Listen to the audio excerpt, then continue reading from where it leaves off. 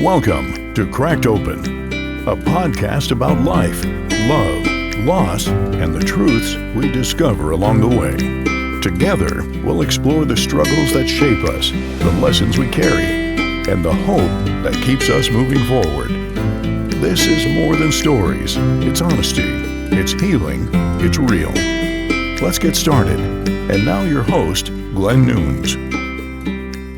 Welcome to Cracked Open with Glen Nunes.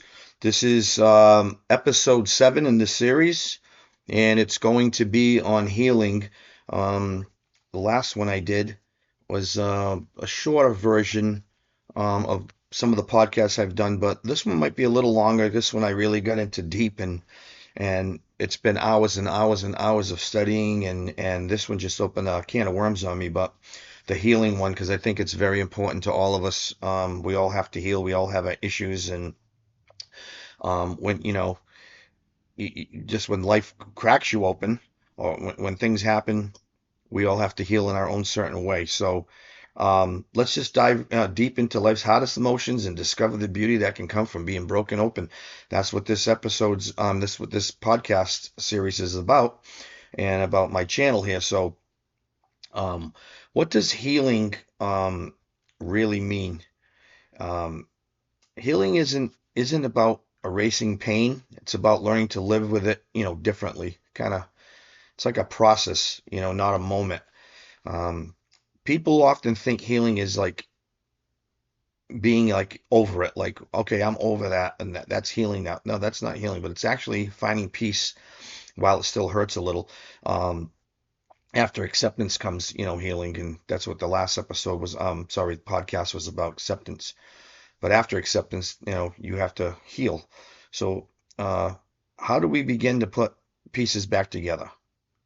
Healing doesn't mean the damage never existed. It just means that it no longer controls our life. So, what is the true definition of healing? So, let me get my notes here. So, the true meaning of healing is a holistic process that goes beyond a physical cure, involving the restoration of the whole self, body, mind, and spirit to a state of wholeness and balance. It is a journey of transformation that may include recovery, growth, and maturation. I don't know if I'm saying that right. Often leading to a deeper integration of oneself and an ability to help others. So healing can involve physical, emotional, spiritual, and social dimensions, and it is often a long-term process requiring patience and active participation. Healing, it's one of those words that sound peaceful, but it's really born out of pain. Healing means something, bad, had to break first, just means something had to break. It means, something hurt so deeply that only time, faith, and grace, could touch it. We all want to skip the part where we're better, in quotation marks. Think about like we're better, but the real healing doesn't come from pretending that the wound isn't there. It comes from sitting in the ache long enough to understand it. So healing is not about getting back to where you were. It's about becoming who you're meant to be. You'll hear me say this more than once through this podcast too. So, a couple of my personal reflections, on healing. I had to, like I talked about in my other podcasts, I had to heal from divorce and rebuilding. I've rebuilt a couple of times in my life. Loss of grandchildren, Rogan and Brielle, learning to lose those losses with keeping their memories alive, and thinking, just heal as best the way you can from that. I've been, anger from heartbreak, and how, faith and purpose, and the podcast and music, and helping others through my Music Gives nonprofit, and kind of became my healing tools, and just the whole part of the emotional process, like trying to deal with losing or temporary losing somebody that I deeply love. Sometimes healing means you got to love someone from a distance, until God brings clarity, and And I believe in divine intervention. I've always said that. And if God has a plan, um, no matter how much we grieve or whatever, um, His plan is going to work out. And that's what I live by, my true faith. But stages of healing is like one of them is acknowledgement. You can't heal, what you don't face. Then you have to, accept it, and it kind of will tie that into episode 6. If you haven't heard it, maybe you want to go listen to my episode 6 that I did on acceptance. It's kind of the foundation of healing. And then, forgiveness, not just for others, but for yourself, and rebuilding, learning to find joy again, even in the same places that once brought you pain, and then, you have to have purpose, turning your scars into something that helps someone else. I always say, if I can learn from someone else's mistakes, great. And if I can teach somebody something from my mistakes, it's great. So when you use your pain to help others, that's when healing becomes holy. So it's crazy that these podcasts have all been coming together almost like divisions, like one after another. I had no plan to do this one on healing. I had a couple of topics that were ready to go, and this was not on it. But right after I finished the last one on acceptance, something shifted, and it was like God said to me, well, something clicked in my head, no, I got to do this one next. And I just started getting into this. And this one's going to be a little long, so bear with me. The signs just kept coming, though. The messages, the songs I'm listening to, we're going to talk about that coming up. People reaching out, all leading me right here sitting here doing this podcast. So here we go. You know, this is for everyone who's still healing, including myself, because I'm going through a massive healing process right now. So, as as I was sitting to shape this episode, I got a message from somebody who's been listening to all my podcasts. This is like divine timing. I was sitting and I was writing this episode, starting my notes, and I got a message. My phone, alerted me. It was a friend out of nowhere, and he had no idea what I was working on, and his words just, stopped me cold. It was a friend of mine, a guy I worked with for many years, and like I said, I don't mention names on the podcast unless unless they're in the studio with me. But he sent me a message, and this is what it said. It said, "Hey Glenn, I just finished listening to episode 5. I'm a huge fan of these podcasts. I don't think there is a person in the world that would not get anything from listening to these. Great job. I truly hope that doing these is also helping you heal, which is evidently it seems to be working. I'm glad I met you 30 years ago, and I'm happy to see you doing well." I was like, just wow, that hit me because it was so true and meaningful. And him saying, I truly hope you doing this is also helping you heal. And I'm doing this podcast on healing. He had no idea. And and then another listener, somebody else had recently told me that, I hope, doing these podcasts is also helping you heal. Somebody else said this to me. And you know what? They're right. These episodes aren't just for others. They're part of my own healing too, which evidently it seems to be working, like this gentleman said, you know. But like I said, both had no idea I was writing this at that very moment. And that's what I call divine intervention, these little tiny miracles, I call them. It just reminded me that these episodes aren't just about helping others, they're helping me too. And healing isn't a destination. It's something that we live through, step by step. If you don't heal from what hurt you, you'll bleed on those who didn't cut you. You know what I mean? So I just sat there staring at that message because it's exactly what this episode is about. It's divine intervention, a reminder that God puts right voices in your path, when you need them the most. So the one line about my self-healing hit me though. Like I said, I got emotional, and because it was like truth straight from above. Healing isn't random. It's like sacred timing. You know, so um, I wanted to talk about some of the songs. I told you I was going to mention some songs, like I guess this would be like emotional and relational healing through music. So healing also means moving forward, and forgiving yourself, for the things you couldn't fix. It means accepting that some people, you know, aren't meant, aren't meant to stay, and it doesn't. it doesn't make that love wasn't real, but sometimes God removes people not to punish us, but to protect us. So this is going to be the emotional and relational part of these this podcast. I try to put these in segments, so it's easy watching someone that you love walk away, or what I mean, it's not easy, watching somebody walk away that you love, or watching them, make choices that hurt you. But healing means knowing that even if they never apologize, even if they never come back, or whatever the situation is, you can still move, forward wholly. You really can.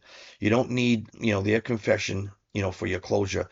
You only need God's confirmation, and I talk about God and Jesus through a lot of my podcasts, but I will have some scriptures on this later. But music, getting back to the music, music's always been a part of how we heal. It's it says the prayers of our hearts can't find words for, I guess.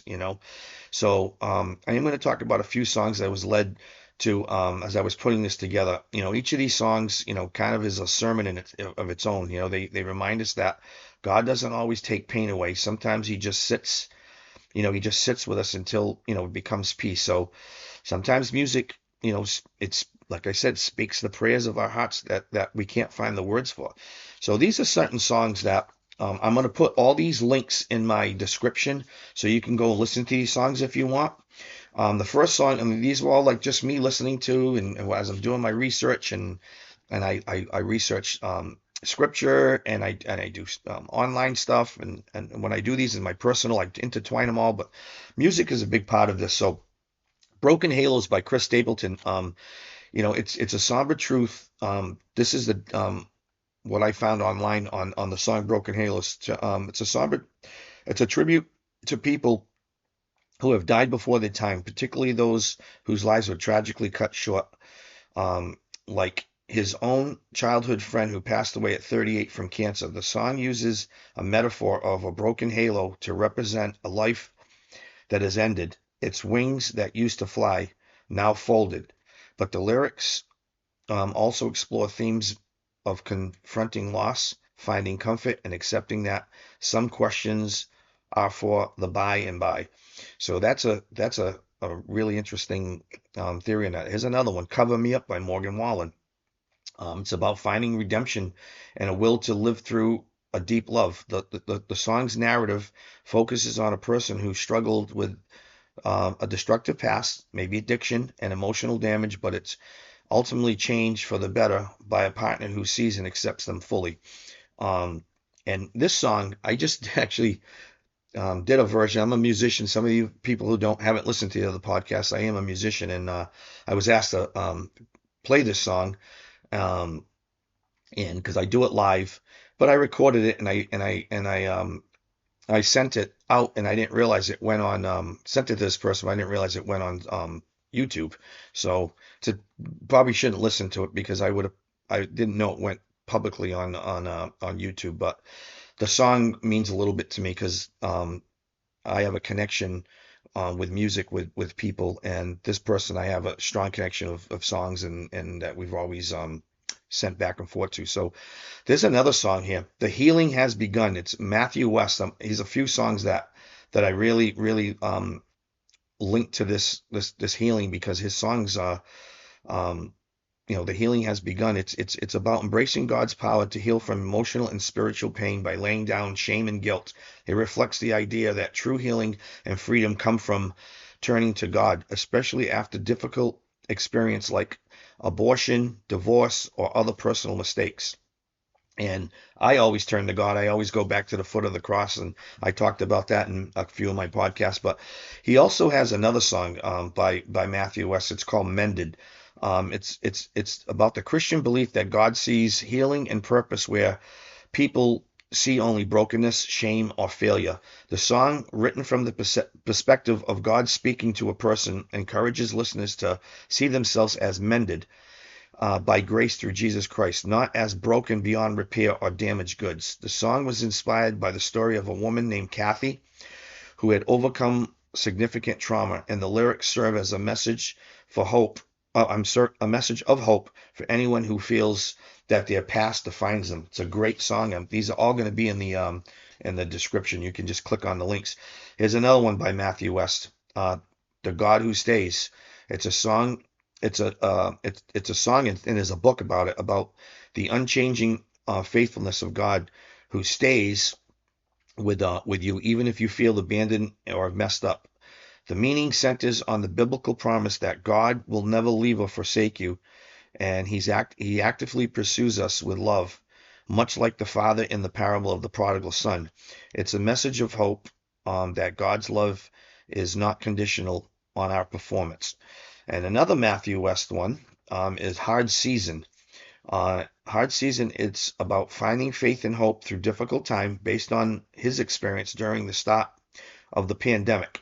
The meaning centers on the realization that we cannot get through life on our own and must rely on faith, even when we can't control the outcome.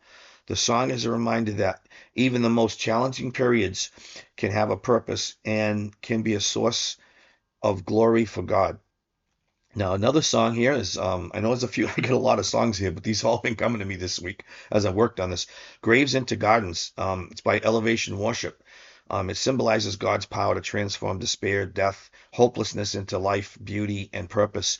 The concept, rooted in this biblical narrative, and a sermon by Stephen Furtick, asserts that God is an expert on taking broken situations like a grave and cultivating a thriving garden of hope, demonstrating resurrection power and the inevitably of God's plan. As another song by Lauren Daigle called "You Say." It's about finding one's identity and worth in God, even when experiencing feelings of insecurity and inadequacy. The song is a powerful reminder of divine truth, that "you" in the lyrics referring to God, whose word declares love, strength, and a sense of belonging to us, contrasting with the negative voices and lies that people fight in their minds. And the last song I'm going to put in there is called "Healing Begins." It's by 10th Avenue North. It's about the importance of confessing and stuff like this, and about God's grace and forgiveness. It's a good song to listen to. So let these all wash over you. I'll put the links in the episode description. Sometimes healing doesn't come through, words of therapy. Sometimes it comes through a song.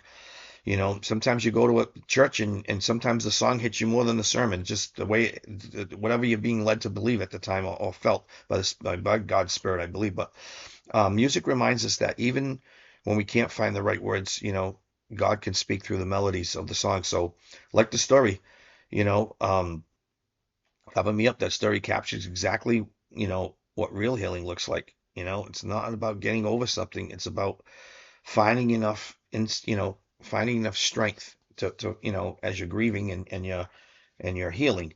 So I saw something, speaking of music, I'm going to put this description in the link as well. I saw something the other night, and it hit me right in my heart. I was watching this guy on who lost the love of his life. It was his wife. It was the girl that was in the helicopter with Kobe Bryant. She was a basketball coach, personal one for his daughter. So he stood on the stage. He sang a Phil Collins song, and he sang it to her with his whole soul. You could just feel the pain in every word, and you could just feel something else. You can feel that he was healing it. So, that's what healing really is. It's not forgetting. It's not pretending it didn't happen. It's standing in your truth, and in the pain, and he still chose to sing. So, watching that moment reminded me that healing isn't a straight line. It's a journey. It's courage, and the motion. It's love refusing to die even when everything feels broken. So, a lot of these shows, American Idol, America's Got Talent, The Voice, they're all looking for stories that pull on you, on your heartstrings. They tell you to do this. I know this for a fact. I know somebody was on it. So they went, they want the whole sob story, the struggle, the tears, because it sells. It keeps people watching. But this wasn't that. This was real. This was this guy's wife, his real life. And like I said, she was on the helicopter. The man wasn't performing for fame. He was just standing there, raw and broken, and singing from a place of real pain and faith. And that's why it hit deep, because that's what healing truly is. It's not about pretending you're okay. It's about standing, in your truth, no matter how painful it is, and still showing up with love, that's what I, think this episode's about, the kind of healing that comes, when you stop trying to impress the world and you just let your heart be seen. So, anyway, talking about this guy's story, that he's told his story, and then he was talking about the healing process. He said this. Simon asked him a question. Let me see what the exact. I'm gonna go with my notes here. Um, where is it? Okay, Simon asked him, "What would you like to have happen if you did well on the show?" And first thing he said was, "It's been a tough year, but here I am." I can totally relate to him because I've had one of the hardest years of my life. I've had a couple of really bad things happen to me this year. But then he went on to say, he said, I would have to say, no, he said, I would like to have my children see that in spite of the grief that we've been through this year, that the grief isn't going to define who we are as a family, and that my children can see that you have to find joy in life and you have to continue. And if this can anyway help my children um, to chase their dreams, then I'll take it. That's what he said. So um, I mean, like I said, I'm going to put this in this link in the description. I promise it'll move you. It's crazy how these podcasts though have been working, coming to me with visions and ideas and these songs and the videos, and I had no idea how this even came into my head. But um, like I said, I had all these other podcasts that I was going to talk about, and the healing just came to me. I did the one on acceptance, and it just, like I said, it just led me to change my whole thought process. And I didn't expect it, but this, powerful stuff happens, and I'm glad I'm doing these. So let's get into a little bit into the science of healing. What it states, it says the body and mind heal together. They rest, diet, sleep, creativity, and social connections all play a part. Physical health affects emotional healing, and vice versa. Like I said, music could be a therapy, performing, songwriting, podcasting, what that helps me or whatever. Um, when you speak about truth, even through a microphone, you release pain that, words once buried, so um, just the way it is, so, some practical steps to healing too is you got to give yourself some permission to rest. You got to speak kindly to yourself. Inner dialogue really matters. You don't rush the process. You know, you find healthy outlets like music, writing, service, community, whatever, prayer. I always go to prayer. Surround yourself with people who bring you peace, not confusion. You got to trust God's timing. He heals wounds in ways that you will never expect. So for me, you know, um, living through pain has been a lifelong journey. Losing people I love, losing trust, losing pieces of myself that I thought I'd never get back. I've had to learn, the hard way, that dwelling in the moment of trauma makes it worse. If you keep reopening the wound, it never closes. Old baggage surfaces, especially in conflict. If you ever said something out of anger and you didn't mean it, you know that damage. I've done it. I'm working on stopping that because after you apologize, there's that look, that moment where the person who you love, even wonders if who you really are, and it's terrible because it's out of false words. It's false, not what you really meant. You can't heal while you're still, bleeding on, who people didn't cut you. Sometimes sometimes healing means loving, you know, like I said, healing, you could still, love people and until God brings you clarity and through your own healing process, sometimes you have to look in the mirror and say, I forgive you to yourself, like personal reflection, So, when you use your pain to help others, that's what I was saying earlier, that pain becomes like, holy healing, while dwelling in the moment. travesty. It makes it worse. It's a bad idea if you have old baggage. Like I said, it resurfaces, and having an argument, especially in relationships, never agree with something that you don't agree with. Be careful what you say, because after you say it, like I've done it before. I just talked about this. You don't mean it, and you don't want people to think of you, or you know, um, you don't want to give them a bad, vision or an illusion of something that you're not. I guess that's the best way I can, over time, you begin to, you also begin to mistake submission for peace. You tolerate, phony stuff, and you can be manipulated. I'm talking about outside, people who try to manipulate you when you're trying to heal yourself. You can say goodbye to somebody, but if they keep on with the pushing and the tactics of like players do, you can make you feel bad or guilty. You can talk yourself right into falling for this crap too. You have to handle things in a certain way, not to hurt or betray someone, but because you made a mistake. You don't let people distract you or cloud your mind. You just can't. Don't confuse control for guilt. I'm sorry. Don't confuse control. Don't confuse control for love.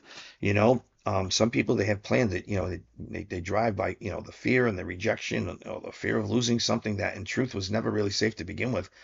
Be careful of control mechanisms. Tools used to keep you uncertain, that chip away at your sense of self. Until you're easy to manage. These people manipulate you. You're easy to predict. And you're easier to manipulate. If you've been made, to feel that you have to choose between being loved and being yourself, that isn't love. It's conditional tolerance, and it's really not healthy. It's a trap.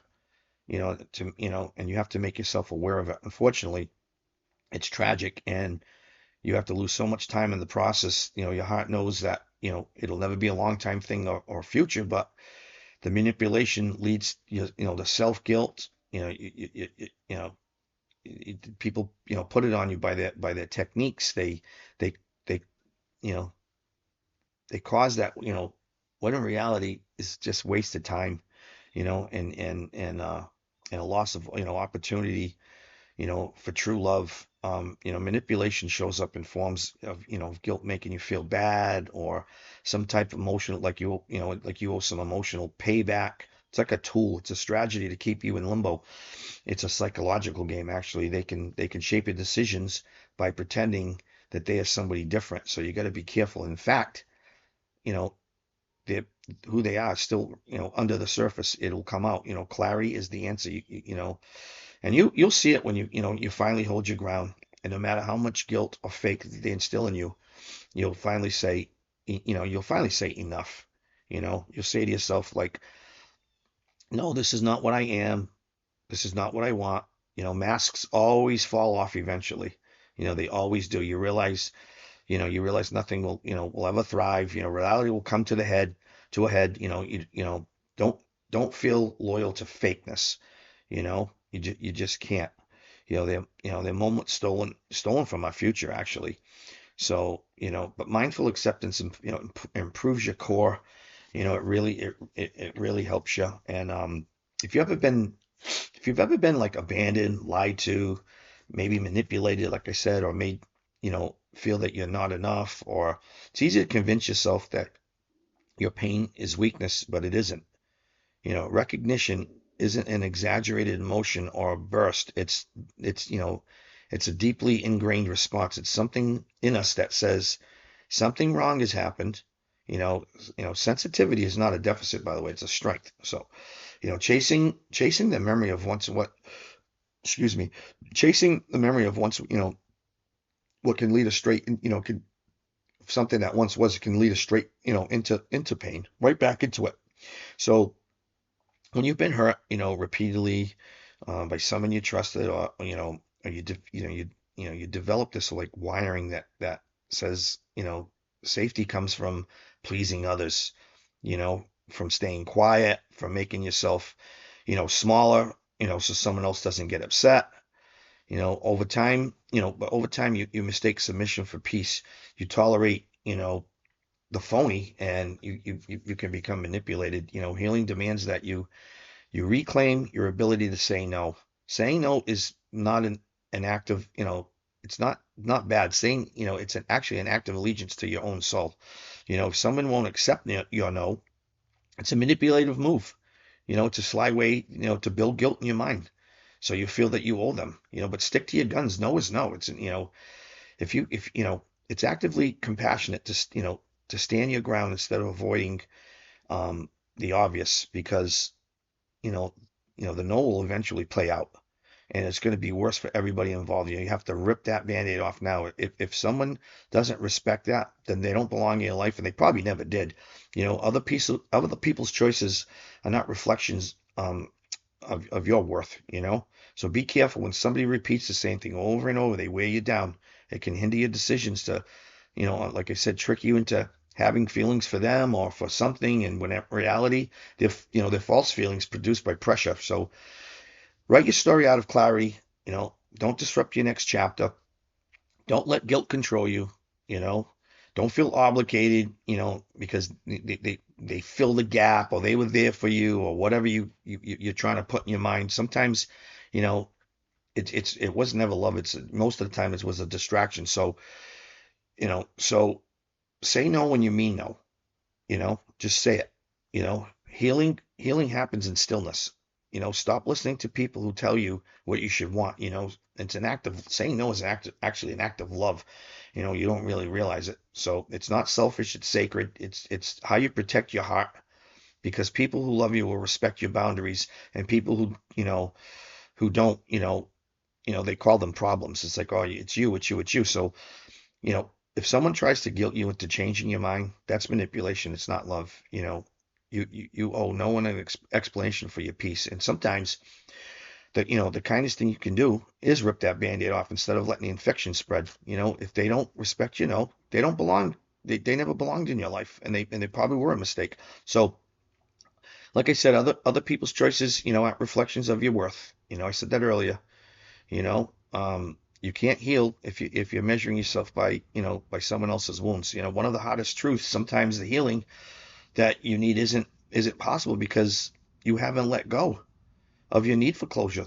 The real tragedy is staying emotionally handcuffed to someone who's no longer, in your soul, waiting for them to give you permission to heal. It's bullshit, is what it is.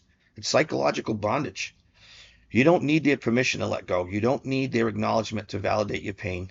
Closure is not about them. So stop arguing with your past. You can't rewrite the beginning, but you're fully responsible for the next page and the page after that. So, walk into life waiting to be lived. You know, that look for the red flags. They disguise them as peace. The mind game of manipulation. Some people, like I said, they repeat the same lies to control, over you. They want they want you, uncertain, doubting, dependent. That's how manipulation works. It disguises control as care. They guilt trip you like you owe them something. They remind you what they did for you, or what someone else did to you. And it's not love, it's bondage. So healing means calling it what it is, seeing it clearly, and walking away. You don't need their permission to let go. You don't need their validation to move on. Closure isn't about them. It's about, like I said, it's when you stop arguing with the past and start living in the future.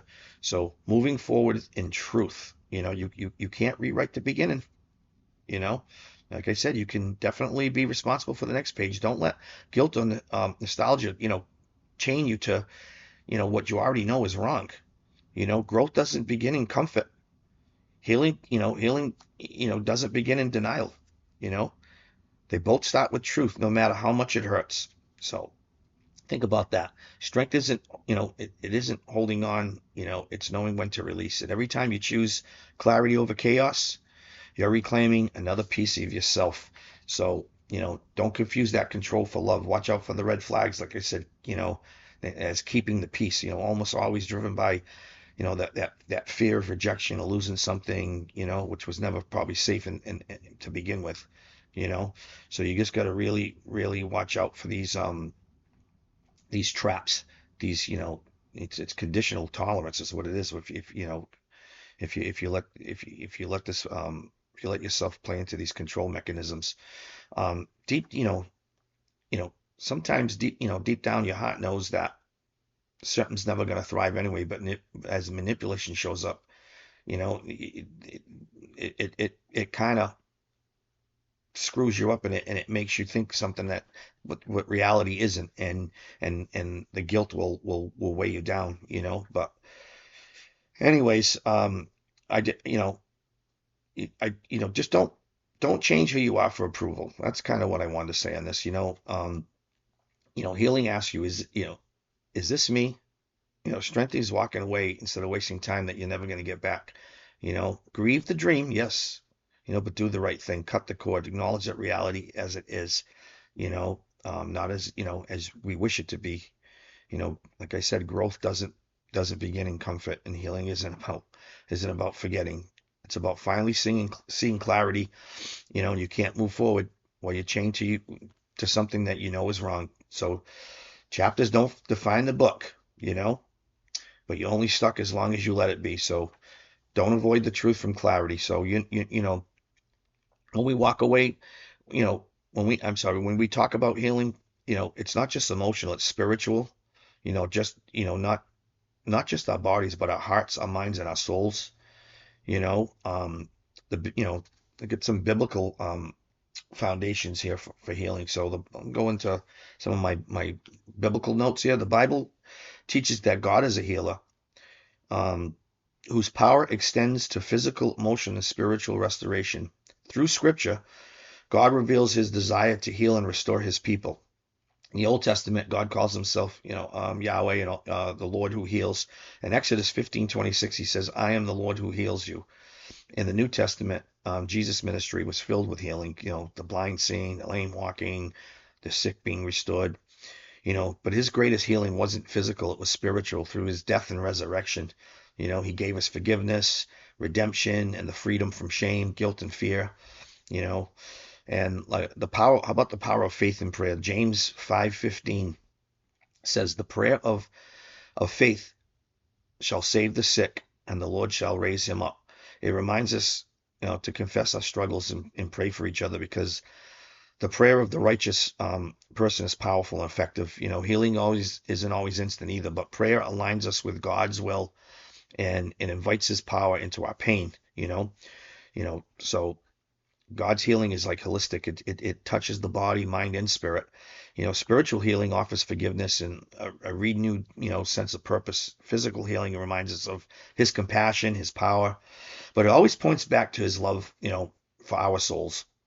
So, um, here's a couple other scriptures that I have in my notes here.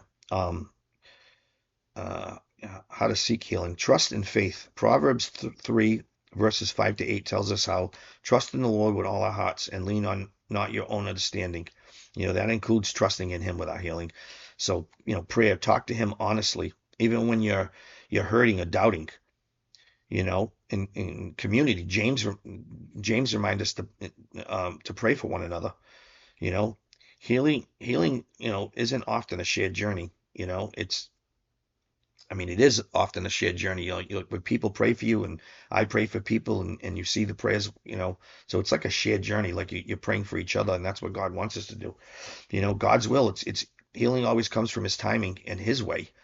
You know, something physical, sometimes emotional, but always spiritual. God doesn't always, take away the storm, but He strengthens us through it. You know, His healing may not always be, the cure we expect, but it's always the comfort we need, you know.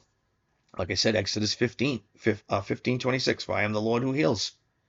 Jesus' ministry, the paralyzed woman who suffered for 12 years, and touched His cloak.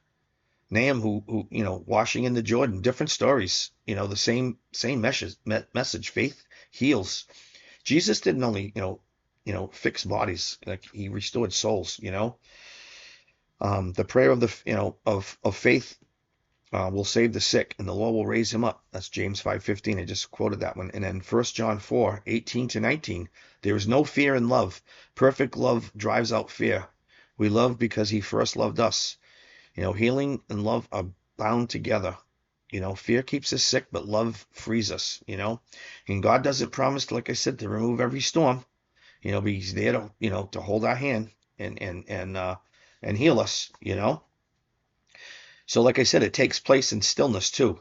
You got to stop chasing that closure, stop replaying the same memories, you know, stop trying to control outcomes. I try to do this myself. I always think ahead instead of dealing with the problems we got. He always says, worry about today. Tomorrow has its own problems, you know? Um, you know, well, peace does stop to whisper though. You don't heal by forgetting. You heal by finally seeing clearly. You realize you can't change what happened, but you can choose what happens next. And finally, you know, when you stop fighting in that storm, you realize the storm was never sent to drown you. It was just sent to cleanse you, the storm. But like I said, there's some great, other Bibles and great stories in the Bible that you can go and look up. If you just put in Jesus miracles and about healing, you can just type that on Google, and so many stories. I have so many here, but I'm not going to bring them up. But I do want to talk about this one book that I read. It's called The Christmas List, and talk about healing. So the Christmas List, it's around Christmas. It has nothing to do with Christmas, but the time of the story was around Christmas, about a wealthy man who was going through a divorce, and his wife was very sick, and he left her, and he found someone else, and she was on, like, kind of on her deathbed, and he was trying to prolong the divorce just so she could pass away, and then he wouldn't have to give up half his belongings and his possessions or whatever. He was a terrible person. So anyway, the story's really interesting, and why it's called The Christmas List is because he ends up going with his fiance up into the mountains in I think it was New Hampshire. Crazy storm, power goes out. No one can find him. He's got no sense of contact. And there was a janitor in the same town, what just happened, with the same name of him. And the janitor had passed away. And everybody thought it was him. And everybody came out because he was very famous. He had a lot of money. And it came out in the media, and people were just talking terrible about him, what they really thought of him. And when he, excuse me, when he finally got the power back and he was reading this, he was like, oh my God, this is what people think of me. But they had no idea he was alive. So it really, really, really bothered him. So he ended up wanted to go to that. He went to the guy's funeral, to the wake of the guy that was the janitor. And the line was all the way down the street. And he couldn't believe how many people that this guy had touched, and he was blown away.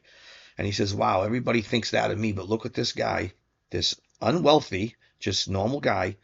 Look what they thought of him. So he went to his head secretary, who was with him for years, and she knew exactly who he was as a person. And he said to her, I need you to come up with a list of everybody I've hurt and offended since you've been with me, because I want to go back and make amends and make this right. And she said, well, I have to be honest with you. The list is going to be very long because you've hurt a lot of people. And he just looked at her anyway. So the book is really interesting. And the Christmas list is, he actually goes back, forms this list, and he wants to go back and apologize and make amends to everybody he offended. But the crazy thing is, to the story, I'm getting back to the healing, and he was trying to heal that way. But his wife, who was on her deathbed, when they approached her, out of all the people that everybody talked bad about him, but the only person who didn't was his wife, when they asked her about him, they thought she was going to be the angry one and said nasty stuff about him. And she said, you know what? He's not the person you think he is right now, or who he was. He was really a good man. Just things, he's in a bad place right now. She said he's really a kind soul. I know him very well. And she talked good about him. And when he read that, it broke his heart. It really broke his heart, because she was the only one that really talked good about him. So it's a really cool story. And I don't want to ruin the rest of the book for you, because it was really, really good.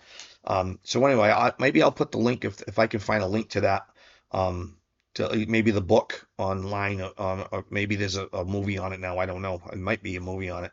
It was a great book, a great read. But anyway, what I'm trying to say is the body and mind, they heal together. Like I said, rest, sleep, diet, movement, creativity, community. We talked about music. Like I said, even in a microphone, it releases, words kind of, release things that, that you bury. Faith heals the spirit. Love heals the heart. you know. So let me get into this now. I'm going to try to wind this down. I know this was a longer podcast, but I thought it was very good. I got very deep into this, like I said, science supports the body, and purpose heals the soul.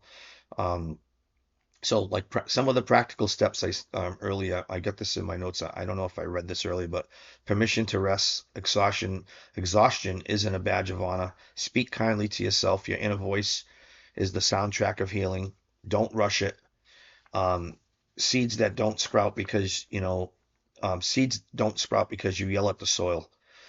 These are just quotes I've gotten online. Choose healthy outlets, like I said, music for me, music, writing, service, prayer, movement.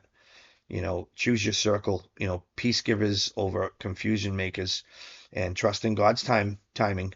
He heals in ways we don't expect. I'm living through that right now. I'm praying and witnessing things, and it's just unbelievable. I'm on a roller coaster myself right now. This is a crucial part of my life. This year is going to either end up the end of the year is going to be the best year of my life, or it's going to continue to be one of the worst. But um, like I said, though, sometimes healing doesn't come through conversation; it comes through songs. So make sure you go, listen to the songs I'm going to be putting in the description. Um, and we're going to probably try to close this out here. So, um, you know, so in the closing reflection, I'll just say, become who you're meant to be. Healing is about forgiving. It's about remembering without breaking. It's about being able to look back on something painful and still smile, not because it didn't hurt you, but because you grew from it. It's not about erasing your story. It's about owning it. It's about saying, yes, I went through hell, but I, but I didn't stay there. You know, I'm being able to look back and remember without breaking. So it's accepting that some chapters hurt, but every chapter has a purpose. And sometimes the most powerful healing comes when you help someone else through the same kind of pain. So like I said, when you help others, that's the holy pain, the holy healing. So maybe you're in this place right now, wondering how if you'll ever feel whole again. You know, but healing doesn't mean to go back to who you were before. It means you become who you were meant to be. I want you to think about that. Doesn't mean you go back to who you were before, but it means you become who you were meant to be. Some people won't apologize. Some seasons, won't get the neat endings that you want. But you don't need anybody's confession for your closure. You need God's confirmation, that in your own soul.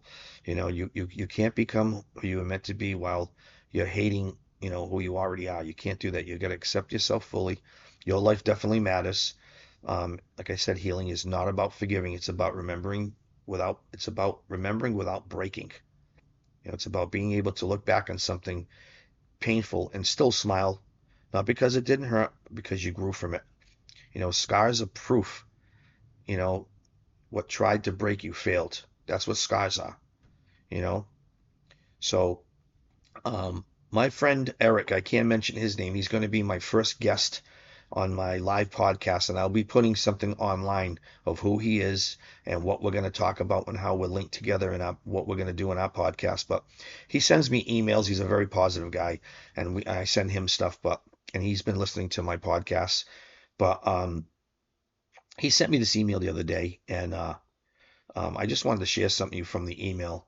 Like I said, they're always positive, but um, the bottom line and the bottom of this email was a lot to it, but there was a quote, this thing that this gentleman, I don't want to say his name, wrote out from. It said, "Every test in our life makes us," and it's got two words. Every test in our life makes us better or bitter. Every problem comes to break us or make us.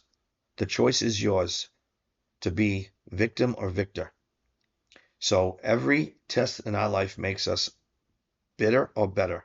Every problem comes to break us or make us, and the choice is yours to be the victim or the victor. So he has a book out called Switched On. It's his philosophy. Mind is cracked open. So when me and Eric get together, we talked about it. We had lunch the other day. We're going to do Cracked Open and Switched On. and sit down together and combine them, and we're just going to talk. And we don't know if it's going to go for 20 minutes or 2 hours. So we're just going to see what happens. I think it's going to be a great podcast. I'm excited to have him as my first guest. He's a friend of mine. I love him. He's been there for me, and he's just a solid person.